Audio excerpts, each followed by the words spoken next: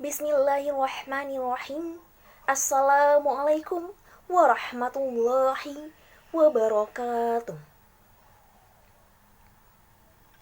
Saya Sri Julianingsi dengan NIM 0101182094 semester 7 jurusan Komunikasi dan Penyiaran Islam, Fakultas Dakwah dan Komunikasi, Universitas Islam Negeri Sumatera Utara Medan. Pada kesempatan ini, saya akan membawakan ceramah dengan topik Maulidur Rasul, meneladani akhlak Rasulullah Shallallahu Alaihi Wasallam. Bismillahirrahmanirrahim. Innal hamdalillah nahmaduhu wa nasta'inuhu wa na'udzu billahi min syururi anfusina wa min sayyiati a'malina. May yahdihillahu fala mudhillalah wa man yudlilhu fala hadiyalah. Asyhadu an la ilaha illallah wa asyhadu anna Muhammadan Rasulullah la nabiyya ba'dah. Amma ba'du. Segala puji kita panjatkan atas kehadirat Allah Subhanahu wa taala, karena telah banyak memberikan kita nikmat kesehatan, nikmat Islam, dan nikmat ihsan. Tak lupa pula salawat bertangkaikan salam, marilah sama-sama kita hadiahkan kepada junjungan kita baginda Rasulullah Shallallahu Alaihi Wasallam. Semoga kita semua mendapatkan syafaatnya di yaumil akhir kelak. Amin, amin ya rabbal alamin.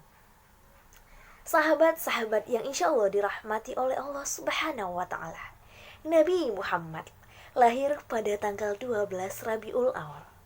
Oleh karenanya, setiap datangnya bulan Rabiul Awal di bulan Hijriyah, kita kembali diingatkan dengan kelahiran Nabi Muhammad. Kelahiran Nabi Muhammad ke muka bumi ini adalah nikmat dan rahmat yang sangat teragung yang Allah Subhanahu wa ta'ala anugerahkan kepada kita. Dan perayaan Maulid Nabi ini adalah bentuk syukur kita kepada Allah Subhanahu wa ta'ala atas nikmat yang sangat agung ini. Dengan sebab beliaulah kita mengenal Allah Subhanahu wa ta'ala, satu-satunya Tuhan yang berhak dan wajib kita sembah. Dengan sebab beliaulah kita mengenal Islam, satu-satunya agama yang benar, satu-satunya agama yang diridhoi oleh Allah Subhanahu wa ta'ala. Agama yang dibawa dan diajarkan oleh seluruh nabi dan rasul melalui beliau pula. Islam tersebar ke seluruh dunia dan menjadi agama yang rahmatan lil alamin atas izin Allah. Sahabat-sahabat yang insya Allah dirahmati oleh Allah Subhanahu wa ta'ala. Namun, perayaan Maulid Nabi Muhammad ini masih menjadi perdebatan di antara umat Islam. Sebenarnya, bagaimana hukum merayakan Maulid Nabi ini? Melansir dari kolom tanya jawab Majelis Ulama Indonesia, dijelaskan bahwa hukum memperingati Maulid Nabi Muhammad adalah boleh karena tidak ada dalil yang mengharamkan peringatan Maulid Nabi Muhammad. Sahabat-sahabat yang insya Allah dirahmati oleh Allah Subhanahu wa ta'ala, kurang afdol nih rasanya berbicara mengenai kelahiran Nabi kalau tak berbicara mengenai akhlaknya. Nabi Muhammad adalah sosok yang memiliki akhlak terpuji. Bahkan sahabat-sahabat sekalian, Ibunda Aisyah radhiyallahu anha mengatakan bahwa akhlak Rasulullah adalah Al-Quran. Wah, Masya Allah. Dan Nabi Muhammad merupakan suri tauladan yang sempurna bagi umat manusia. Akhlak yang dicontohkannya adalah pedoman perilaku dalam hubungan horizontal ke sesama umat manusia dan hubungan vertikal kepada Allah Subhanahu wa ta'ala. Sahabat-sahabat yang insya Allah dirahmati oleh Allah Subhanahu wa ta'ala, pujian Allah untuk Nabi Muhammad dapat kita temukan dalam Al-Quran pada surat Al-Ahzab ayat 21 yang artinya, sesungguhnya telah ada pada diri Rasulullah itu suri teladan yang baik bagimu, yaitu bagi orang-orang yang mengharapkan rahmat Allah Subhanahu wa ta'ala dan kedatangan hari kiamat, dan dia banyak menyebut Allah. Akhlak Nabi Muhammad tergambar dalam suatu kisah. Pada masa Rasulullah, hiduplah seorang pengemis buta. Setiap pagi, Rasulullah Shallallahu Alaihi Wasallam selalu pergi ke ujung pasar di Madinah dengan membawakan makanan untuk seorang pengemis buta itu. Kau tahu siapa pengemis itu? Dia adalah seorang bapak tua yang memiliki keyakinan Yahudi. Dan setiap kali ada orang yang mendekatinya, dia selalu berpesan, "Wahai orang-orang, jangan pernah engkau dekati Muhammad. Dia itu orang gila, dia pembohong, dia penyihir."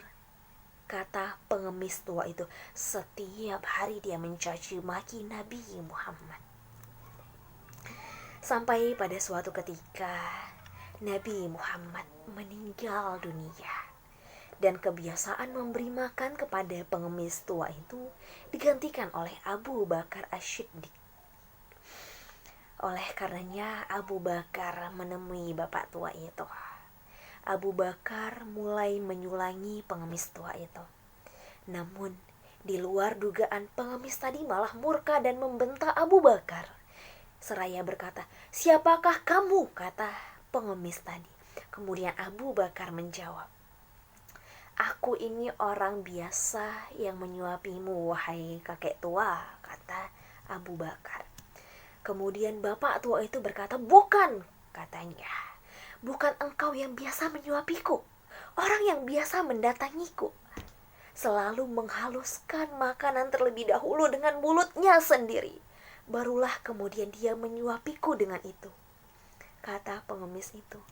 Abu Bakar tidak kuasa menahan derayan air matanya. Dia berkata, "Wahai bapak tua, aku memang bukan orang biasa yang mendatangimu. Aku adalah seorang sahabatnya, Abu Bakar. Orang mulia itu telah tiada, wahai bapak tua," kata Abu Bakar. Kemudian bapak tua itu terdiam dan berkata, "Beritahu kepadaku, siapa orang yang selama ini menyuapiku dengan lemah lembut itu, wahai Abu Bakar?" Abu Bakar pun menjawab, "Wahai bapak tua, orang yang selama ini menyuapimu dengan lemah lembut adalah orang yang selalu kau hina. Bapak tua, kau tahu, orang yang selama ini berkasih sayang denganmu adalah orang yang selama ini kau caci maki. Bapak tua, kau tahu, orang yang selama ini kau hina di depan banyak orang adalah orang yang senantiasa memberimu makanan langsung ke mulutmu. Dialah Muhammad, wahai bapak tua," kata Abu Bakar. Dan mereka tak tahan, tak terbendung lagi air matanya, dan dia pun menangis. Kemudian pengemis tua itu berkata kepada Abu Bakar As-Siddiq, "Abu Bakar, aku bersaksi, asyhadu alla ilaha illallah wa asyhadu anna Muhammadar Rasulullah." Dia bersaksi bahwa tiada Tuhan selain Allah dan Muhammad adalah utusan Allah. Dan ia pun memasuki Islam karena kasih sayang yang diberikan oleh Rasulullah kepadanya. Ia menyadari bahwa betapa buruknya akhlaknya dan betapa mulianya Rasulullah yang mengajarkan ia berkasih sayang tanpa pandang bulu, yang mengajarkan kepada dia mengenai sedekah kepada siapa saja.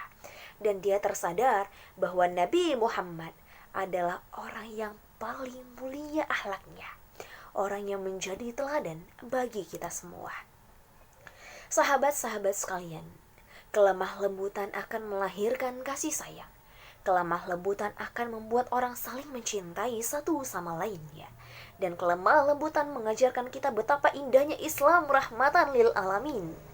Ikutilah, wahai sahabat-sahabatku sekalian, akhlak Rasulullah. Sekianlah ceramah singkat saya. Semoga kita semua bisa mendapatkan pembelajarannya. Akhirul kalam. Wabillahi taufik wal hidayah. Wassalamualaikum warahmatullahi wabarakatuh.